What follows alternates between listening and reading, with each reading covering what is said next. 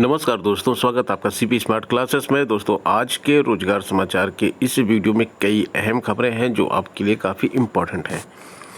तो एक एक करके सभी खबरों पर चर्चा करते हैं। यहाँ पे आगे बढ़ने से पहले अगर आपने हमारे चैनल को अभी तक सब्सक्राइब नहीं किया है तो चैनल सब्सक्राइब करके बेल आइकन दबा दें, जिससे आपको इस तरह की अपडेट डेली मिल सके। पहली खबर है, संयुक्त बीएड प्रवेश परीक्षा अब 18 जुलाई को होगी और 5 अगस्त को इसका परिणाम जारी किया जाएगा। लखनऊ विश्वविद्यालय बीएड की प्रवेश परीक्षा करा रहा है और इसका पूरा जो शेड्यूल है वो लखनऊ विश्वविद्यालय ने जारी कर दिया है। पहले यह परीक्षा 19 मई को होनी थी, लेकिन कोविड-19 की परिस्थितियों के कारण इसका आयोजन नहीं कराया जा सका और अब इसका संशोधित कार्यक्रम जारी किया जा चुका है। लखनऊ विश्वविद्यालय कुल सचिव को इस बारे में पत्र लिखा है कि परीक्षा के आयोजन की जिम्मेदारी लखनऊ विश्वविद्यालय को ही सौंपी गई थी। संशोधित कार्यक्रम के अनुसार परीक्षा की तिथि 18 जुलाई, परिणाम घोषणा की तिथि 5 अगस्त, ऑनलाइन काउंसलिंग शुरू होने की तिथि 10 अगस्त और शैक्षणिक सत्र के शुरू होने की तिथि 30 अगस्त तय की गई है। यह देख सकते हैं जो यहाँ से लेटर लिखा गया है। प्रेषक मनोज कुमार, विशेष सचिव उत्तर प्रदेश, सेवा में कुल सचिव लखनऊ विश्वविद्यालय, यह पत्र लिखा गया है। इसमें बीएड का पूरा शेड्यूल यहाँ पे जारी कर दिया गया है। ये आप देख सकते हैं, सारी डेट्स आप यहाँ पे देख सकते हैं। ऑनलाइन काउंसलिंग की डेट, परीक्षा की डेट, सब कुछ यहाँ पे दिया हुआ है। लेकिन इन तिथियों में जब ये सारे काम नहीं हो पाए तो ये सारी की सारी तिथियाँ चेंज हो गई और अब नई डेट दे दी गई है। 12वीं के नतीजे 31 जुलाई तक आएंगे। सीबीएसई के 10वीं के परिणाम 20 जुलाई को आएंगे और 12वीं के 31 जुलाई तक आ जाएंगे। फार्मूला जो बनाया गया था उसको स्वीकार कर लिया गया है। पुलिस विभाग में एक और बड़ी भर्ती होने जा रही है। 2937 पदों पर भर्ती होगी और यहाँ पे जो है इस बार जो पदों की भर्ती हो रही है वो कंप्यूटर ऑपरेटर के पद हैं। इसमें 693 और रेडियो शाखा में 2244 रिक्त पदों पर भर्ती होनी है। रेडियो शाखा के पदों पर भर्ती प्रक्रिया शुरू करने के लिए बोर्ड ने गुरुवार को टेंडर भी जारी कर दिया है। एजेंसी का चयन होने के बाद ऑनलाइन आवेदन शुरू हो जाएगा। पुलिस भर्ती बोर्ड के डीजी आर.के. विश्वकर्मा ने बताया कि रेडियो शाखा के पद तकनीकी श्रेणी के हैं। इस शाखा के कुल 2244 रिक्त पदों में प्रधान परिचालक आंकिक, सहायक परिचालक व कर्मशाला कर्मचारी के पद शामिल हैं। नागरिक पुलिस में सब इंस्पेक्टर, पीएसी में प्लाटून कमांडर व अग्निशमन विभाग में द्वितीय अग्निशमन अधिकारी के 9534 पदों पर भर्ती के लिए ऑनलाइन आवेदन की प्रक्रिया अभी 15 जून को ही समाप्त हुई है और उसके बाद ये 2937 पदों की नई भर्ती शुरू हो रही है। ये जो 12वीं के लिए फार्मूला बनाया गया है उसमें हाई स्कूल 50+50 फार्मूला है, इंटर 50-40+10 फार्मूला है। 50% अंक 9वीं के और 50% अंक हाई स्कूल की प्री बोर्ड को जोड़कर बनाया जाएगा और हाई स्कूल के लिए, और इंटर के लिए 50% अंक 11वीं के जोड़ेंगे, 40% अंक 12वीं के प्री बोर्ड के और 10% अंक जो है प्री बोर्ड के 10% और 11वीं के 40 और हाई स्कूल के 50% अंक जोड़े जाएंगे। उत्तर प्रदेश लोक सेवा आयोग से एक और भर्ती आ गई है। 124 पदों की भर्ती आई है। ये भर्ती प्रवक्ता की है और राजकीय आश्रम पद्धति इंटर कॉलेजों में ये भर्ती होनी है।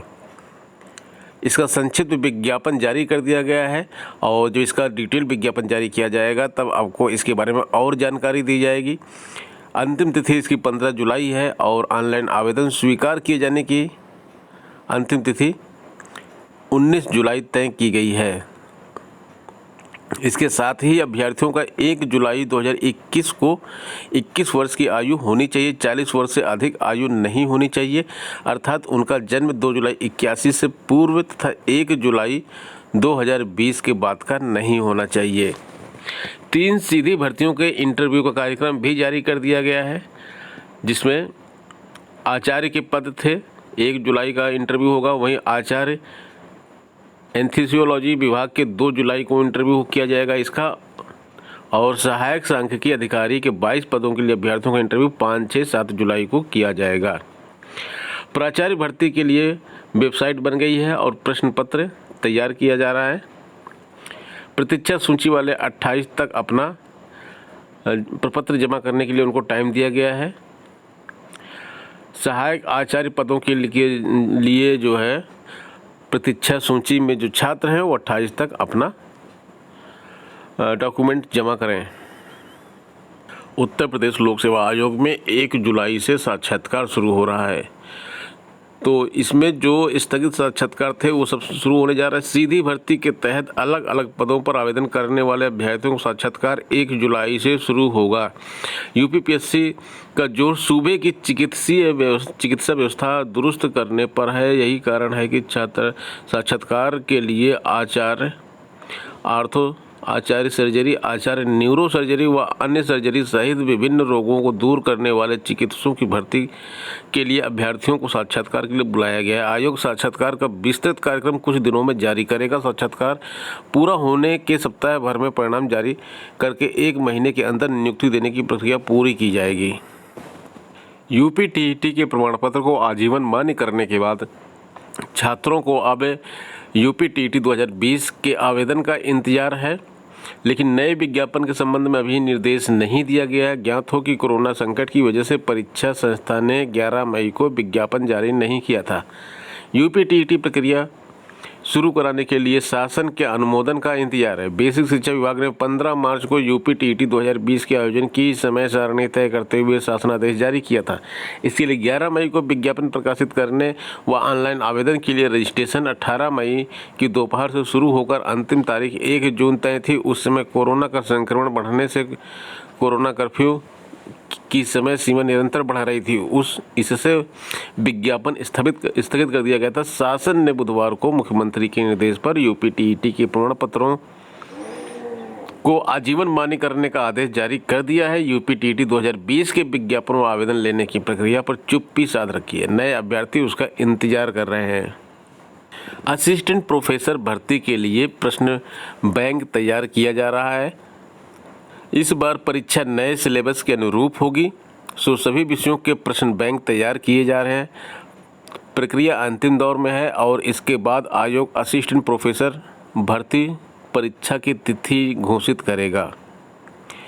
विज्ञापन संख्या 50 के तहत 49 विषयों में असिस्टेंट प्रोफेसर के 2002 पदों पर भर्ती होनी है। इसके लिए आवेदन प्रक्रिया पूरी हो चुकी है। 26 मई से लिखित परीक्षा प्रस्तावित थी, लेकिन इसको स्थगित कर दिया गया था। इसके साथ ही प्राचार्य के पदों पर भर्ती के लिए जारी इंटरव्यू और अभिलेख सत्यापन की प्रक्रिया भी रोक दी गई थी। हालात सामान्य होने पर अब प्राचार्य के पदों का इंटरव्यू और अभिलेख सत्यापन की प्रक्रिया शुरू होने जा रही है, लेकिन असिस्टेंट प्रोफेसर भर्ती परीक्षा की नई तारीख घोषित नहीं हुई है।